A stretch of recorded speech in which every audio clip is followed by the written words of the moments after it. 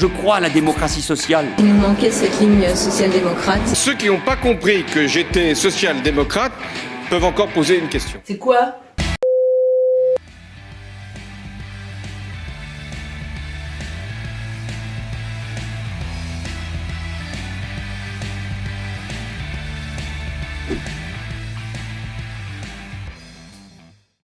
Toutes ces personnes n'ont pas totalement faux.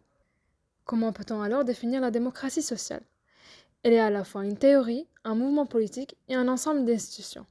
Aujourd'hui définie comme courant politique et économique qui tend à désigner la stratégie politique de partis se réclamant du socialisme, mais convaincu que la suppression du capitalisme est impossible et qu'il convient simplement de lui apporter des correctifs sociaux. Ce système politique est souvent idéalisé et vu comme un modèle à suivre.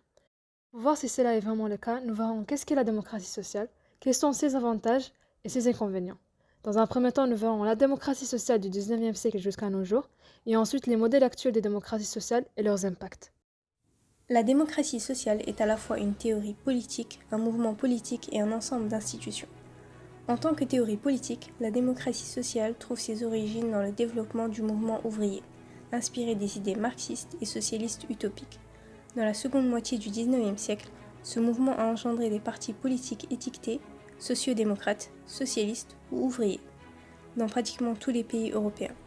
Et ces partis ont mobilisé des travailleurs industriels et agricoles ainsi que des intellectuels contre le capitalisme et l'autoritarisme politique.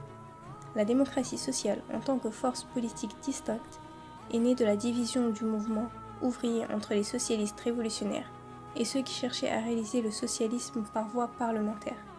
Cette scission a été officialisée à la suite de la révolution bolchevique. Les révolutionnaires créant des partis communistes séparés, tandis que la groupe du mouvement ouvrier optait une stratégie gradualiste ou révisionniste de réforme du capitalisme à travers des institutions démocratiques.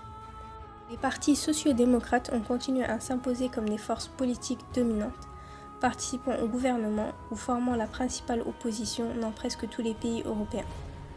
Là où les sociodémocrates ont eu un succès électoral, ils ont pu promouvoir des institutions telles que l'État-providence et la négociation corporaliste sur le lieu de travail. Et dans certains pays, ils ont placé une partie de l'économie privée sous le contrôle du gouvernement. À la fin du XXe siècle, cependant, de nombreux sociodémocrates européens ont opté des positions de plus en plus favorables au marché, affirmant que la mondialisation et les changements technologiques avaient rendu le modèle de la démocratie sociale classique obsolète.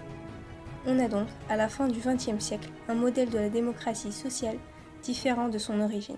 Celui qui ne consent pas à la rupture avec l'ordre établi, celui-là, il ne peut pas être adhérent du Parti socialiste. Avec le temps, le sens de social-démocratie évolue nettement, mais convaincu que la suppression du capitalisme est impossible et qu'il convient simplement de lui apporter des correctifs sociaux dans un contexte d'économie mixte.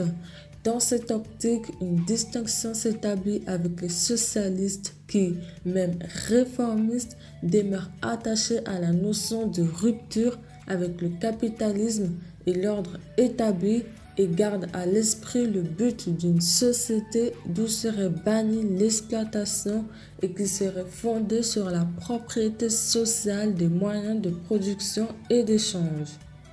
Cette évolution sémantique en vient à acquérir au mot dans certaines langues et notamment en français, une charge parfois négative étant assimilée de manière polémique à une forme molle de réformisme qui perdrait de vue les objectifs du socialisme.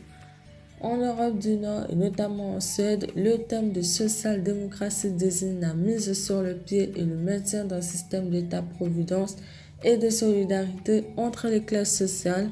La social-démocratie du modèle scandinave a vocation à s'appuyer économiquement sur un capitalisme entreprenant tout en assurant un système de protection sociale.